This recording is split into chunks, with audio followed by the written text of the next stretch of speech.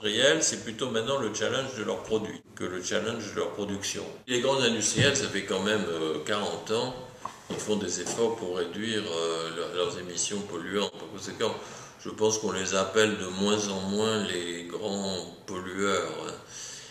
Le problème, à mon avis, ils sont challengés sur d'autres domaines que leurs émissions. Bon, je ne dis pas que ça reste pas un problème à regarder, à surveiller, etc. Mais par exemple, la chimie, elle est plus challengée par la recherche de nouvelles sources de matières premières, et notamment tout ce qui est la chimie verte, c'est-à-dire passer à des ressources renouvelables et être moins axé uniquement sur les produits fossiles comme le pétrole, le gaz, qui était quand même la majeure partie de leurs matières premières, donc ils sont plus challengés par ça. Ils sont challengés aussi quand même, pas par la pollution de leur production, mais par le devenir de leurs produits. C'est-à-dire comment est-ce que leurs produits dans l'environnement, pendant leur durée de vie, éventuellement après leur durée de vie, interfèrent avec la santé humaine, avec effectivement la biodégradation de leurs produits lorsqu'ils sont en fin de vie. Et c'est vrai que sur le thème de la chimie, d'ailleurs on a un groupe de travail chimie et environnement à l'Académie des technologies, c'est assez extraordinaire de voir combien au fond la chimie est à la fois présente partout et en même temps a quand même une image très mauvaise et dans l'opinion publique, ce qui peut amener d'ailleurs à ruser. On pourrait presque abandonner le mot de chimie et puis en trouver un autre qui passe mieux. Bon, ça n'aura qu'un temps. Enfin.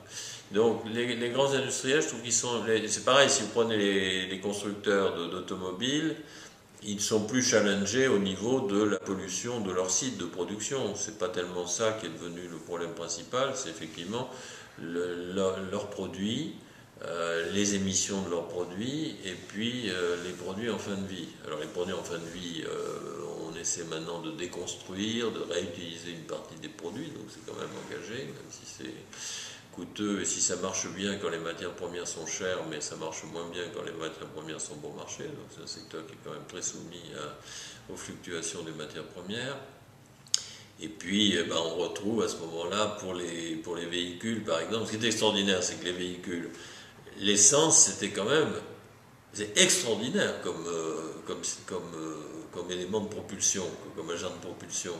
Il y a la quantité, la densité d'énergie qu'on arrive à mettre dans un réservoir de 40 litres ou de 60 litres d'essence est incomparablement plus grande que ce qu'on arrive à caser dans des accus, dans des systèmes électriques, etc. Et donc, moi j'avais écouté une conférence de l'ancien président de Peugeot PSA, Jean-Martin Fols, qui encore il y a un an nous disant devant l'Académie des technologies, vous savez, le véhicule à essence, c'est encore lui qui dans 10 ans fera 90% du parc automobile, ou dans 20 ans, parce que l'avantage est tellement grand que... Alors on lui a dit, mais enfin, et s'il n'y a plus d'essence, comment tu fais et puis quand même...